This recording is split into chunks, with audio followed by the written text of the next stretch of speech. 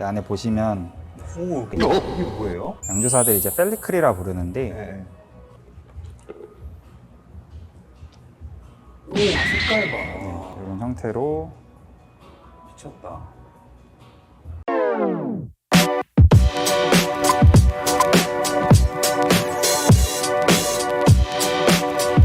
자, 형 여기 저희 어딘가요? 제가 진짜 최애 맥주 브루어리 왔습니다. 여기가 이제 수원에 있는 펀더멘탈 브루어리라고 하는 건데 사실 저는 처음 들어보거든요. 이게 생각보다 아는 분들이 되게 적더라고요. 주변에 나도 술 좋아하는 사람 엄청 많을 거 아니야. 사실 저도 맥주 어디서 좀 꽤나 먹어봤다는 사람 중에 하나인데도 펀더멘탈은 처음 들어봤단 저는 말이죠. 여기를 진짜 좀 네. 오래전부터 여기를 되게 좋아하고 가까운 거리는 아니라 자주는 못 왔는데 4-5번 정도 여기를 찾았었고 진짜로? 또 지인을 통해서 맥주를 여기서 이제 판매를 하기 때문에 사서 이제 몇 번 먹어보기도 했었어요. 사실 제가 여기를 오게 된 것도 승일이 형이 이런 데가 있다, 자기가 진짜 좋아하는 데다, 근데 왜 이제 말했냐, 제가 좀 구박을 했죠 제가.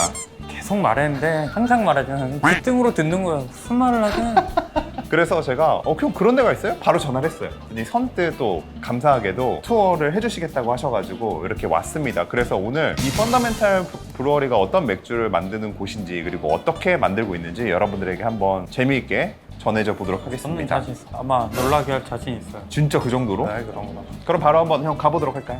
가보시죠. 안녕하십니까. 저는 펀더멘탈에서 그 맥주 양조를 하고 있는 차준호라고 합니다. 펀더멘탈도 소개도 좀 부탁드릴게요. 펀더멘탈 브루잉은 수원에 이제 위치하고 있는 양조장입니다. 크래프트 비어를 만들고 있고요. 저희가 2018년부터 다양한 맥주를 소비자분들한테 제공하고자 설립하게 됐습니다. 거의 저희가 만든 맥주 종류로만 하면 한 50가지 정도 넘을 것 같아요. 우와. 라거부터 에일, 그리고 또 고도수인 에일, 오크 캐스크에서 숙성하고 있는 맥주들도 있고요. 좀 다양하게 조금 시도하면서 만들고 있습니다. 두 가지 좀 방향성을 가지고 맥주를 만들고 있는데요. 첫 번째는 이제 펀더멘탈이라는 의미가 약간 근본적인 이런 의미인데, 맛있으려면 또 기본기가 또 탄탄해야 된다고 저는 생각을 합니다. 호흡이 많이 좀 강조된 에일이나 이런 것도 좀 드링커블리티를 좀 살려서 이렇게 마시기 편하게끔. 조금 어려울 수 있지만 그럼에도 마시기 편하는 걸 좀 추구하는 그런 곳이군요. 지금 저희가 사용하고 있는 맥주를 만드는 케틀 자체는 3케틀입니다. 3배슬이라고도 하는데요. 보이시는 오른쪽부터는 맥주를 제1차적으로 만드는 당화조. 요게 이제 지금 당화조라는 거죠? 네, 맞습니다. 위에 보시면 사일로라고 하는 메가를 분쇄를 해서 보관하는 저장조가 있고요. 보통 이 양조 전날에 메가를 분쇄를 미리 해두고 양조 당일날에 메가 안에 있는 전분을 당분으로 바꿀 수 있는 효소 이용해서 달달한 그 맥주를 만드는데요. 그 맥즙이 만들어지려면 이제 효소가 활동해야 되는데, 그 효소가 좋아하는 온도가 있어요. 그래서 60도에서 보통 70도 사이인데 그 온도에 맞춰가지고 당화조로 들어갑니다. 그 다음에 중간에 보시면 이제 여과조라고 하는 케틀이 있고요. 여과조 같은 경우에는 메가 그 허스크 격에서도 이제 1차적으로 맥즙이 맑게 하는 자연적인 시스템이 있고요. 중간에 이제 그 여과판이라고 하는 촘촘한 판이 있거든요. 거기서 2차적으로 또 맥즙을 맑게 이제 뽑습니다. 그리고 3차적으로 저희가 인라인으로 필터를 하나 더 두는데요. 그래서 총 3번의 필터를 거쳐서 왼쪽에 보시는 이제 끓임조, 자비조로 이제 깨끗한 맥즙만 이송을 해서 끓이는 과정을 거칩니다. 이제 끓일 때 맥주에 뭐 향이나 향미, 비터함, 쓴맛을 줄 수 있는 그런 호흡을 넣게 되고요. 최종적으로 저기서 보통 60분에서 90분 정도 끓이는데요. 맥주마다 이거는 좀 상이합니다. 이제 다 끓이고 나서 밑에 보이시는 열교환기거든요. 그래서 한쪽 면에는 뜨거운 맥즙이 지나가고요. 또 반대쪽 면에는 차가운 물이 지나갑니다. 순간적으로 이 두 개가 만나서 열교환해서 저희가 원하는 효모가 활동할 수 있는 온도의 그 맥즙으로 만들어서 발효조로 들어가게 됩니다. 제가 지금 사용하고 있는 발효조는 총 8개입니다. 오, 되게 많네요. 발효조가 다른 거에 비해서 되게 많네요. 네, 저희가 한번 이제 양조를 해서 발효조에 넣는 양은 2,000리터 정도 됩니다. 저희 양조장이 좀 큰 편은 아닌데, 그럼에도 보통은 1,000리터 정도 양조하는 곳이 많은데 지금 2,000리터 양조하고 있습니다. 여기가 그래서 종류가 되게 많잖아요. 만들 수 있는. 힘드시겠네요. 네, 열심히 하고 있습니다. 그래야 또 결과물로 또 잘 나오다 보니까 맞아. 소비자분들은 바로 아시거든요. 맥주가 맛있는지 맛없는지. 형태는 코니컬 꽃갈 모양으로 되어 있는 발효조를 사용하고 있습니다. 이 발효조의 장점은 발효를 하고 나서 이제 냉각을 하게 되는데요. 냉각 후에도 이 효모 침전이 좀 더 잘 되는 장점을 가지고 있습니다. 맥주가 일단 만들어지는 과정이나 뭐 이런 거는 설명을 드린 것 같고요. 괜찮으시면 뭐 밀링룸도 보여드릴까요? 네네네. 좋습니다. 아, 여기서 이제 그 몰트를 볼 수 있는 거군요. 아, 예. 밀링을 하는 메가를 분쇄하는 공간인데요. 메가를 좀 선선하게, 좀 건조하게 보관을 하고 있고, 그 앞에 보시면 이게 이제 밀링 기입니다. 미국 건가요 이거는? 네, 미국 겁니다. 뭔가 이 딱 디자인이 미국 네, 디자인이 미국 국내 양조장에서도 좋은 평가를 받고 있는 밀링기입니다. 그러면은 궁금한 게 네. 메가를 밀링하는 것도 말 그대로 그라인더잖아요. 커피로 치면은. 맞습니다. 예. 이것도 되게 맛에 큰 영향을 줍니다. 네, 큰 영향을 미치고요. 맥주에 쓰이는 메가가 자체를 이제 밀링을 할 때는 엄청 곱게는 안 합니다. 막 가루 형태까지는 안 하고 허스크 안에 있는 전분질이 노출이 될 수 있게끔만 살짝 쪼개가지고 간다기보다는 약간 부숴준다. 네, 개념. 부숴준다는 개념이 좀 더 맞습니다. 분쇄도에 따라서 맥주를 만들었을 때 그 맛 자체도 조금 다르고요. 그래서 양조장마다 좀 분쇄하는 그 네. 분쇄도는 상이하고요. 여기도 몰트 봉투들이 되게 많네. 네. 이게 이거는 뭔가 영국이나 이런 데는 요거는 스코틀랜드. 이제 덴마크. 덴마크. 덴마크사 몰트고요. 제가 사용했던 거 보면 이쪽은 이제 벨기에입니다. 공자사님이 뽑는 탑3 나라가 궁금해요. 맥주 탑3 나라. 탑3요. 네. 일단 첫 번째 말씀드린 이제 벨기에, 벨기에, 독일, 독일, 그리고 요즘 정말 트렌디하게 잘 만드는 게 미국. 미국. 네. 저랑 거의 비슷했는데 아, 그래요? 저는 아. 마지막에 영국 뽑을까 미국 뽑을까 했거든요. 근데 네. 저도 약간 미국이라고 생각했는데 네. 똑같이 네. 생각하셨네요. 저도 네. 좀 거의 비슷해. 뭐 하나 더 뽑자면 이제 영국까지. 저희 맥주가 또 아니면 크래프트 비어가 좀 유통되는 부분에 대해서 좀 이야기를 해드리고 싶은데 바로 이제 집어가실 수 있는 거는 바틀이나 아니면 캔, 그러면 생맥주라고 하는 드래프트 비어라고 하는 맥주들은 다 지금 뒤에 보시는 케그라는 형태, 네. 20리터 맥주가 들어가거든요. 저기에 담아가지고 유통을 하고 있습니다. 소규모 양조장의 어떻게 보면 특징은 효모가 살아있다는 건데요. 그렇기 때문에 맛이 좀 더 풍부하고 또 그런 효모가 주는 향과 향미 성분들이 좀 더 잘 살아있습니다. 저는 그럼 양조사님께 궁금한 게 하나 있어요. 맥주를 유통하는 방법이 네. 생맥주, 캔맥주, 병맥주가 있잖아요. 네. 근데 이게 논란이 엄청 많아요. 뭐가 제일 맛있냐. 본인의 그- 그냥 경험으로 1, 2, 3등을 좀 정해주시면 어떨까요? 들어가는 맥주는 만약에 같은 배치, 같은 환경에서 만들어졌다고 하면 다 똑같은 맥주가 들어가는 게 맞는데요. 1위는 아무래도 갓 따라주는, 저 캔에서 따라주는 드래프트 비어를 뽑으면 돼요. 이 드래프트 비어의 장점은 어떻게 또 이 잔에다가 담아 먹느냐에 따라서 맛이 조금씩 더 달라질 수도 있고 신선하다는 느낌을 또 받을 수도 있는 거죠. 그 다음에 두 번째는 사실 병이나 캔은 거의 비슷하다고 생각합니다. 그 중에 이제 병 같은 경우에는 야생효모 균주를 이용해가지고 만든 뭐 오크 숙성의 맥주라든지 이런 맥주들은 바틀에서 추가 이제 2차 발효를 해서 샴페인처럼 자연 탄산을 또 일으켜가지고 만드는 스타일이 있어가지고 그런 스타일로 만든다 그러면 또 병으로 먹는 게 좀 더 맛있고요. 요거는 또 맥주의 스타일에 따라서 캔으로 또 담아 먹는 게 맛있고 저는 그렇다고 생각합니다. 그래서 2등이랑 3등은 스타일에 따라 좀 다를 수 있다는. 네, 맞습니다.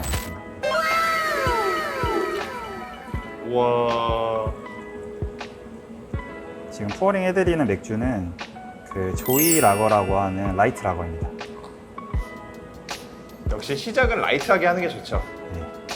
그래서 맥주가 이제 거품이 맛있어서 거품 위주로 제가 따라드렸습니다. 아직도 숙성하고 있는 맥주다 보니까 살짝 끝에 좀 날이 서 있는 듯한 느낌은 받으실 것 같은데요. 이제 점차적으로 이제 시간이 지나면서 좀 투머치하게 고소한 맛이나 황 같은 뉘앙스가 이제 라거 가지고 있는 특징인데 그런 뉘앙스들이 좀 더 없어지는 거죠. 이렇게 발효되고 있는 맥주를 먹어볼 수 있는 거는 진짜 어려운 일이잖아요. 그러게요. 그럼에도 일미 색깔이나 탄산감에서는 뭐 완성도가 있게 나왔어요. 한번 먹어보는 게 한번 중요하겠지. 드셔보세요.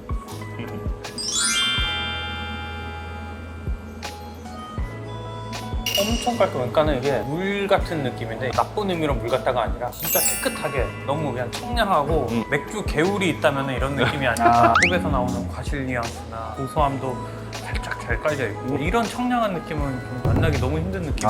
그렇지. 숙성조에서 바로 뽑아 먹었다 보니까 네. 더 신선하죠. 그러니까 이게 차이가 있네. 야 먹어봐.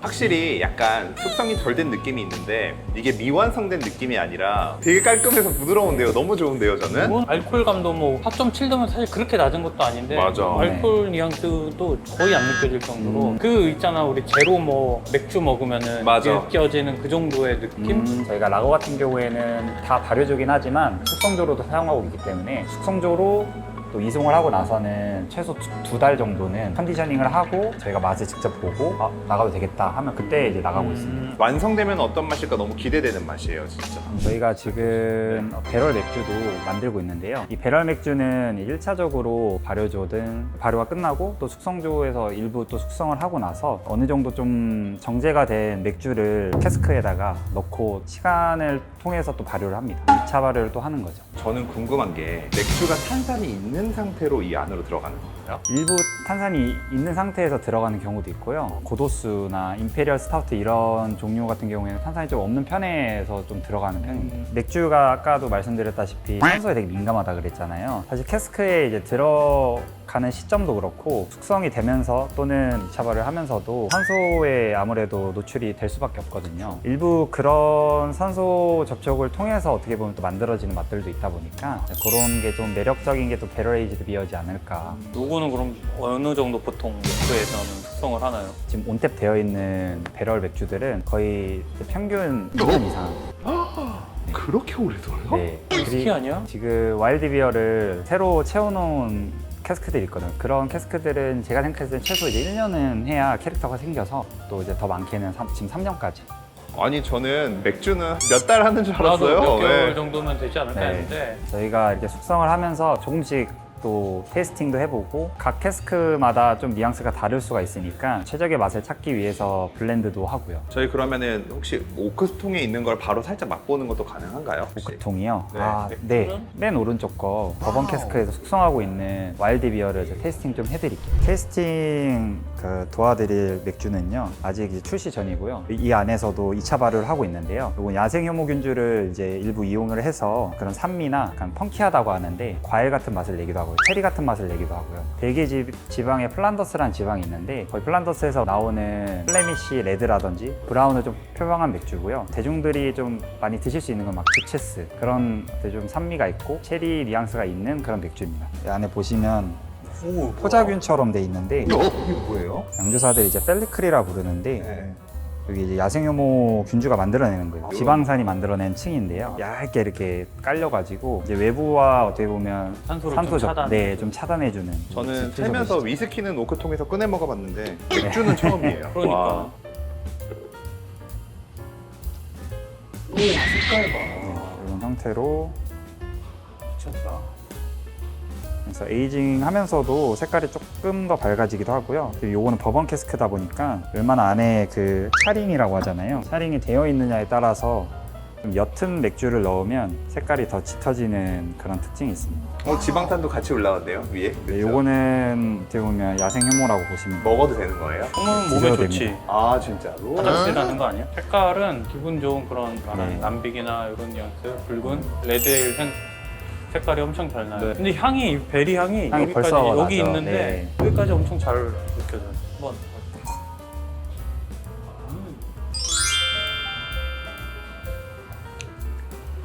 살짝 산미가 느껴지시죠? 네. 약간 체리 노트도 있고 뭐 탄산감이 없긴 한데 네. 그거를 감안하고 먹으면은 그냥 아차채만 넣고 보면 네. 엄청 기분 좋은 그냥 와인 같기도 하고 아 그래요? 네, 내추럴 와인스러운 느낌이 있는 거죠. 베리 향이 되게 복합적으로 나고 이 효모 때문인지 네, 효모, 모르겠는데 효모. 약간 치치한 느낌, 빵 같은 느낌도 아, 엄청 예, 많이 맞습니다. 올라. 한번 먹어.